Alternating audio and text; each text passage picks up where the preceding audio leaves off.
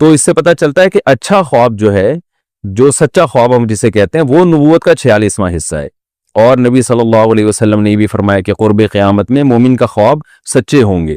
تو نبوت کا 46واں حصہ ہے، اس کی بہت ساری تفسیریں کی گئی ہیں۔ جو مجھے زیادہ اچھی تفسیر لگتی ہے وہ یہ لگتی ہے کہ کیونکہ نبوت کا جو 100% نبوت ہے وہ تو جبریل وحی لے کر آتے ہیں، وہ 100% پکی چیز ہے۔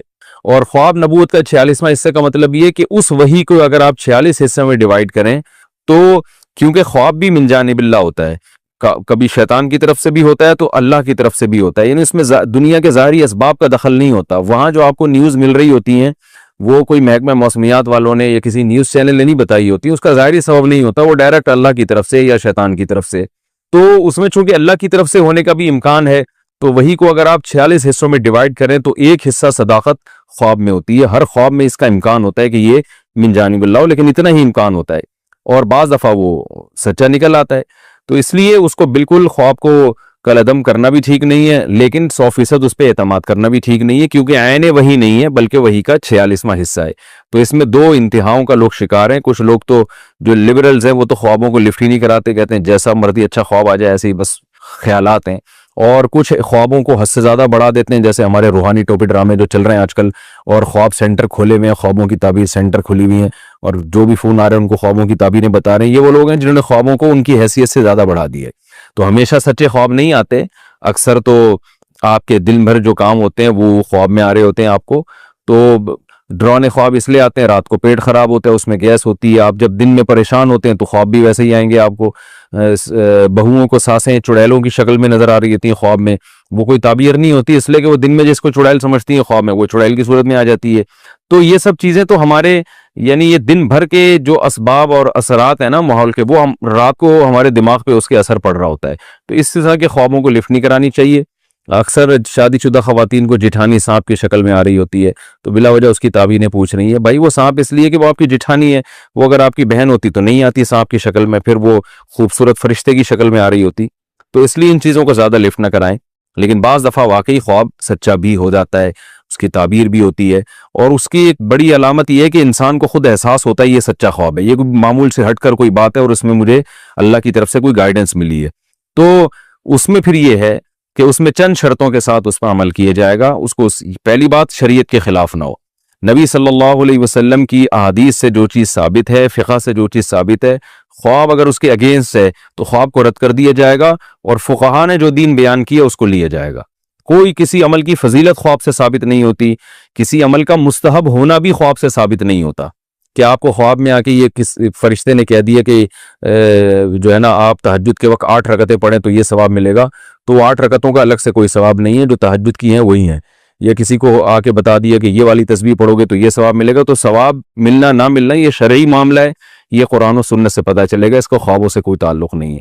آپ کو آ کے بتا دیا کہ فلاں مولانا صاحب ہے ان سے مسئلہ پوچھا کرو، وہ بالکل صحیح ہیں، تو آپ ان مولانا کی تحقیق کر لیں۔ اگر علماء کو ان پر مولانا پر اعتماد نہیں ہے تو پھر آپ خواب کی بیس پر ان پہ اعتماد نہیں کر سکتے، کیونکہ قرآن کیا کہہ رہا ہے، فَاسْأَلُوا أَهْلَ الذِّكْرِ إِن كُنتُمْ لَا تَعْلَمُونَ، علماء سے پوچھو۔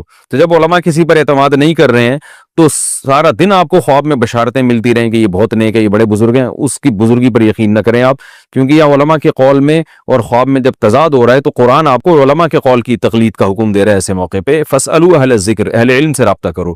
تو شرعی لوگ کیا کرتے ہیں، شرعی حدود سے تجاوز کرتے ہیں خوابوں کے معاملے میں، رشتے کر دیتے ہیں۔ وہ خواب آیا تو وہ لڑکا آیا تھا خواب میں کہ بالکل ایک خوبصورت فرشتے کی شکل میں، لہذا میری بیٹی کے لیے وہی مناسب ہے۔ اب گراؤنڈ ریئلٹی کہہ رہی ہے وہ بندہ ٹھیک نہیں ہے، جب آپ نے تحقیقات کروائیں تو پتہ چلا کہ وہ ٹھیک نہیں ہے۔ تو حدیث بھی یہی کہہ رہی ہے، اذا خطب الیکم من ترضون دینہ وخلقہ فزوجوہ، جب کوئی ایسا شخص نکاح کا پیغام بھیجے جو دین اور اخلاق سے تم مطمئن ہو تو نکاح کرو۔ تو مفہوم سے یہی پتہ چل رہا ہے کہ اگر ایسا الٹا سیدھا آڑا ترشا آدمی آ رہا ہے تو نکاح مت کرو۔ اب خواب میں روزانہ وہ فرشتے کی شکل میں بھی آ رہا ہو، لیکن حدیث ہمیں کہہ رہی ہے کہ اخلاق اور دین دیکھنا ہے آپ نے۔ تو یہ بہت زیادہ لوگوں میں نا قرآن و حدیث کے مقابلے میں خوابوں کو لا کے کھڑا کر دیا، مشاہدے کے مقابلے میں خواب کو لا کے کھڑا کر دیا۔ اب مثال کے طور پر مشاہدہ یہ کہہ رہا ہے کہ آپ فلاں جگہ سے اگر جائیں گے تو ڈاکو ہیں، لوگ آپ کو خبریں دے رہے ہیں کہ وہاں جگہ سے آپ گزریں گے تو وہاں ڈاکو کھڑے ہوئے لوٹ رہے ہیں، آپ کی آنکھ لگ گئی، خواب میں آیا کہ وہاں تو فرشتے کھڑے ہوئے ہیں، ڈاکو نہیں ہے۔ اب آپ وہاں سے گزرو گے، اس بیس پہ کہ جی مجھے خواب میں بشارتیں آ رہی ہیں، تو یہ آپ کے بیوقوف ہونے کی علامت ہوگی، کیونکہ شریعت نے ہمیں جو لوگوں کی اخبار اور لوگوں کی خبریں ان پر اعتماد کرنے کا ہمیں حکم دیا ہے۔ ہم جو حدیث میں بھی تو لوگوں کی خبر پہ اعتماد کرتے ہیں نا، تو ثقہ لوگ جب کوئی خبر دیں گے تو اس کو مانا جائے گا۔ تو یہاں یعنی خواب سے بڑھ کر جب کوئی دلیل آئے گی ہمارے پاس تو پھر اس دلیل کو فوکس کیا جائے گا، خواب کو رد کر دیا جائے گا۔ ہاں آپ کا خواب کسی دلیل سے نہیں ٹکرا رہا تو پھر اس پر عمل کرنے میں کوئی حرج نہیں ہے۔ تو اس لیے یہ سب چیزوں کا اگر خیال ہو تو پھر خواب کی ایک حیثیت ہے، ورنہ اس سے لوگ گمراہ بھی بہت ہو رہے ہیں۔ اس دونوں چیزوں کا خیال کرنے چاہیے جاگنے کے بعد۔ اچھا ایک اور چیز یہاں پر یہ بھی ہے، آپ کے اعمال اچھے نہیں ہیں، لوگوں کو خواب آ رہا ہوتا ہے مجھ سے اللہ خوش ہے اور میں جنت میں ٹہل رہا ہوں، تو وہ بلا وجہ خوش فہمی کا شکار ہو جاتے ہیں کہ ہمیں اللہ کی طرف سے بشارت ملی ہے۔ تو یہ خواب اللہ کی طرف سے نہیں ہے، یہ شیطان کی طرف سے ہے، کیونکہ آپ کی حرکتیں ٹھیک نہیں ہیں۔ آپ نہیں جانتے تو محلے والوں سے پوچھیں، وہ آپ کو بتا دیں گے۔ معذرت یعنی میں آپ سے میری مراد جو لوگ میرا اس وقت کلپ نہیں سن رہے ان کی بات کر رہا ہوں، تو محلے والے بتا دیں گے، بیوی بتائے گی آپ کی اس کی حرکتیں ٹھیک نہیں ہیں، پھر بھی آپ کو خواب میں بشارتیں آ رہی ہیں، اس کا مطلب ہے کہ یہ شیطان ہے جو آپ کو بدعمل بنا رہا ہے، آپ کو تھپکیاں دے کے جنت دکھا رہا ہے اور اس خوش فہمی میں مبتلا کر رہا ہے کہ آپ جنت میں جائیں گے۔ تو اس سے کیا ہوگا، آپ گناہوں پر اور جری ہوں گے۔ ایک خاتون کا میرے پاس فون آیا کہ میرا بھائی کا انتقال ہو گیا، میں جنت میں ٹہلتے ہوئے دیکھ رہی ہوں۔ میں نے کہا کہ وہ نماز پڑھتا تھا کہ نہیں، نماز تو کبھی نہیں پڑھی اس نے۔ تو میں نے کہا پھر یہ جنت میں ٹہلنے والے خوابوں پہ بالکل اعتماد نہ کریں۔ بے نمازی کے لیے جو قرآن کہہ رہا ہے وہ تو جہنم کی آگ ہے، تو بس بھائی کے لیے رو رو کے دعا کریں۔ یہ شیطان نے آپ کو خواب اس لیے دکھایا ہے کہ آپ بھائی کے لیے پھر توبہ نہ کریں آپ، کیونکہ آپ کو پتا تھا بے نمازی ہے، تو بے نمازی کے لیے لوگ تو پھر زیادہ دعا کریں گے نا، بہنیں کہ اللہ پتہ نہیں کیا سزا ہوگی، تو زیادہ روئیں گے۔ اب خواب آ گیا جنت میں ٹہل رہا ہے تو اب آپ نے اس کے لیے دعا نہیں مانگنی، اس لیے کہ یار وہ تو چلو جنت میں چلا گیا، اب کیا دعا رہ گئی۔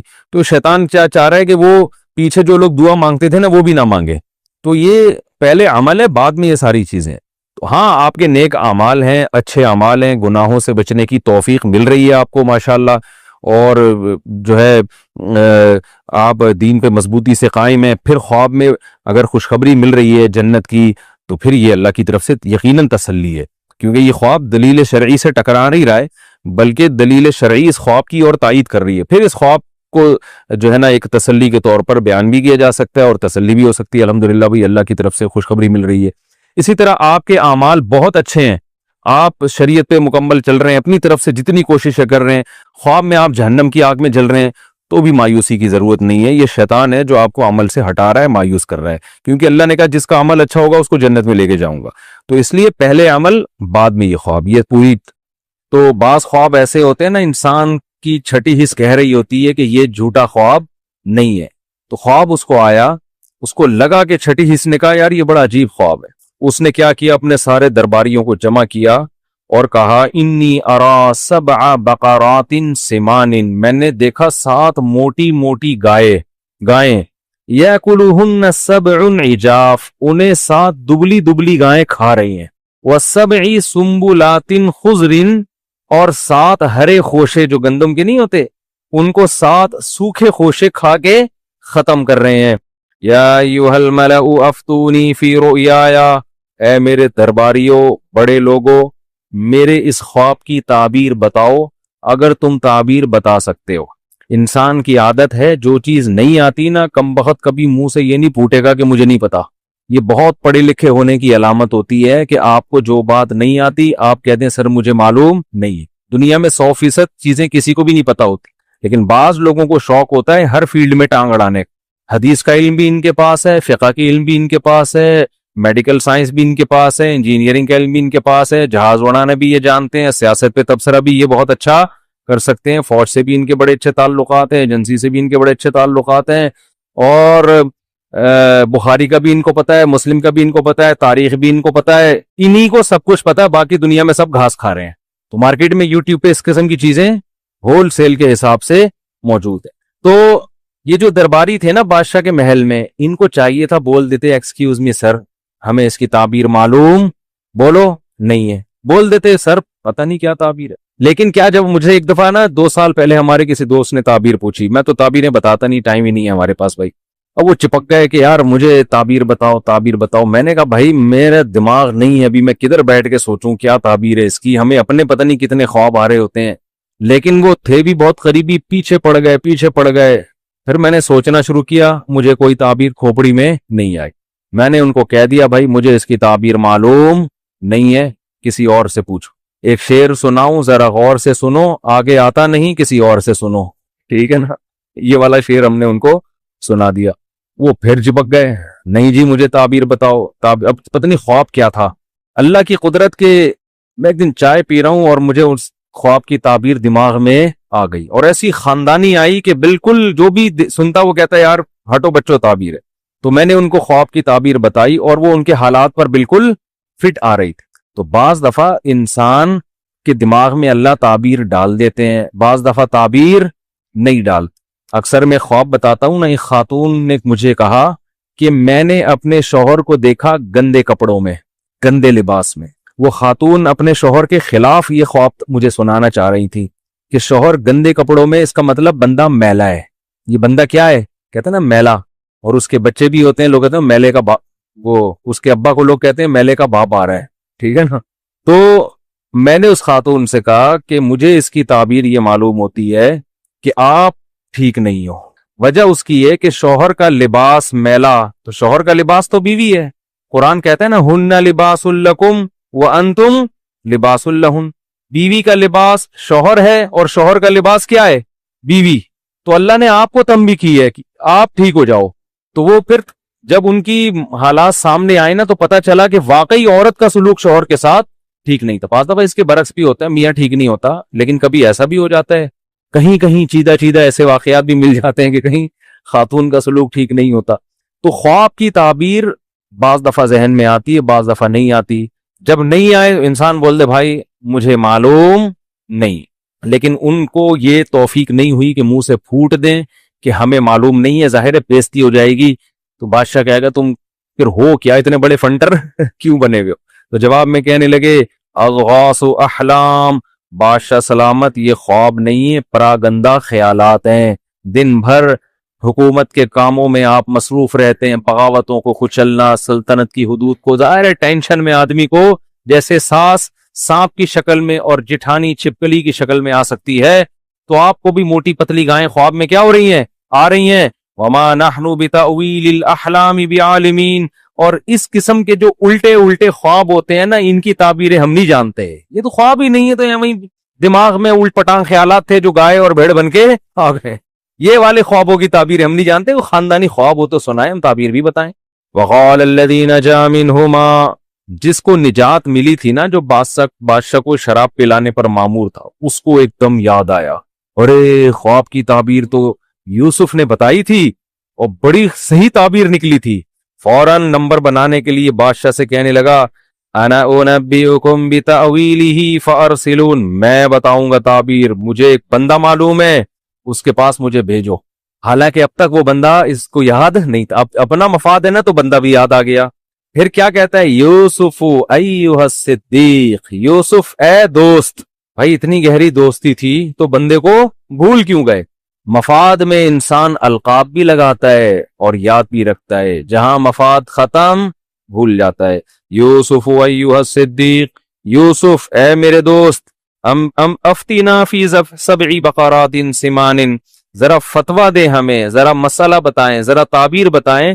7 موٹی موٹی گائیں ہیں جو 7 دبلی گایوں کو کھا رہی ہیں, اور 7 ہرے خوشے سوکھے خوشوں کو کھا رہے ہیں.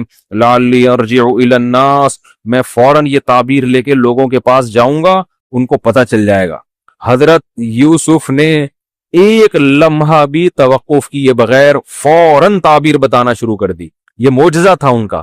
آج یوٹیوب پہ خوابوں کی تعبیروں کے نام پہ چینل بنے ہوئے ہیں, الو بنانے کے علاوہ کوئی کام نہیں کر رہے. خوب سمجھ لو.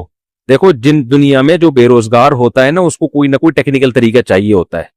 جس آدمی کے پاس عزت کے صحیح راستے نہیں ہوتے تو کیا وہ بےزتی برداشت کر لے گا؟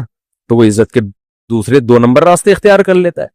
تو یوٹیوب پہ چینل بنا لیا, پھر پھینکتے رہتے ہیں وہاں بیٹھ کے. کبوتر نظر آیا تو یہ مطلب ہے, بلی نظر آئی تو یہ مطلب ہے, دودھ نظر آیا تو یہ مطلب ہے. پھینکتے رہتے ہیں, پھر لوگ ان سے رابطہ کرتے رہتے ہیں, یہ ادھر سے پھینک رہے ہیں ادھر سے لوگ. تو یہ آسان کام نہیں ہے. بعض دفعہ اللہ کسی کے دماغ میں ڈال دیتے ہیں, بعض دفعہ کرامت کے طور پہ کسی کو بتا دیتے ہیں, انبیاء کو معجزوں کے طور پہ بتا دیتے ہیں. تو یوسف علیہ السلام نے فرمایا تزرعون 7 سنین دعابا, بھئی اس کی تعبیر یہ ہے کہ تم لوگ 7 سال تک زراعت کرو گے اور خوب خوب پیداوار ہوگی. مصر میں 7 سال تک ہیں تمہارے پاس. فما حصدتم فذروه فی سنبلہ، جب کھیتی کاٹو تو وہ جو سنبل ہے نا، سنبل جو کیا کہتے ہیں اس کو، خوشے جس کو کہتے ہیں، گندم کو اس سے نہ نکالنا. وجہ کیا ہے کہ اگلے 7 سال تک اسی گندم کو استعمال کرنا ہے تم نے، یعنی سٹور کرو ابھی سے اگلے 7 سالوں کے لیے. یہ حضرت یوسف علیہ السلام نے ایسا کام مصر کو بتا دیا کہ قحط پوری دنیا میں پڑا تھا. پوری دنیا کو پتا چل گیا کہ مصر والوں نے ایڈوانس میں 7 سال کا راشن جمع کر کے رکھا ہوا ہے. یعنی اس خواب کی وجہ سے نا بہت بڑی تباہی سے مصر کو بھی بچایا اور باقی دنیا کو بھی. اور مصر کی جو گورنمنٹ تھی وہ معاشی لحاظ سے بہت اسٹیبل ہو گئی. وجہ اس کی یہ ہے کہ جب چینی مارکیٹ سے شارٹ ہو تو جس کے پاس چینی ہوگی وہ مالدار بنے گا کہ نہیں بنے گا. تو یوسف علیہ السلام نے ان کو بتایا بھائی 7 سال تک تمہارے پاس پیداوار کو کھانے کا اور جمع کرنے کا آپشن ہے. تھوڑا تھوڑا کھاتے رہو اور باقی اسٹور کرو. اسٹور کرنے کا طریقہ یہی تھا کہ بھئی اس کو نکالو نہیں ورنہ وہ کیڑا لگ جائے گا اس میں. تو اگلے 7 سال کے لیے اس کو اسٹور کر لو. اور پھر کیا ہے، ثم یاتی من بعد ذلک 7 شداد یاکل ما قدمتم لہن، اس کے بعد 7 سال بہت سخت آئیں گے قحط کے. جو کچھ تم نے جمع کیا ہوگا وہ 7 سال اس کو کیا کر دیں گے، کھا پی کے ختم. الا قلیلا مما تحسنون، سوائے اس کے جو تم نے بچا کے رکھ لیا پہلے سے مینجمنٹ کے تحت. اس سے ہمیں یہ بھی پتہ چلتا ہے کہ مستقبل کی پہلے سے پلاننگ کرنا یہ توکل کے خلاف. بول لو نا کیا ہو گیا یار، نہیں ہے. لوگ کہتے ہیں نہیں پہلے سے پلاننگ نہیں کرتی، کھاؤ پیو اڑا دو پھینک دو، ادھر دعوتیں کرتی ہے، جتنا پیسہ آیا ادھر بانٹ بوڑھ کے اس کے بعد اگلے دن لوگوں سے قرضہ مانگتے. پان گٹکے کے پیسے بھی نہیں ہوتے اگلے دن اس کے پاس. اسی لیے قرآن نے کہا کہ نہ اپنا ہاتھ اتنا پھیلاؤ کہ کل بھیک مانگنی پڑے اور نہ اتنا تنگ کر دو کہ کنجوس لوگ کہنا شروع کر دیں تمہیں. اس لیے اعتدال والا راستہ. تو یوسف علیہ السلام نے کیا کیا بھائی، ان کو یہ بتایا. قال الملک اتونی بھی، بادشاہ بڑا خوش ہوا. بادشاہ کو تھا کہ اگر یہ واقعی 7 سال بعد قحط پڑ جاتا ہے تو یہ تو بڑا یعنی زبردست شخص ہے یہ. تو بادشاہ نے کہا کہ اس کو لے کر آؤ یوسف کو. پہلے بھی بادشاہ کو پتا تھا کہ میری بیوی نے کس قدر ورغلانے کی کوشش کی، مگر یہ پاک دامن نوجوان اس نے برائی کی طرف نہیں گیا. اس سے پہلے ہی بڑا متاثر تھا یوسف علیہ السلام کی صلاحیت پر. لیکن جب تعبیر بتائی ہے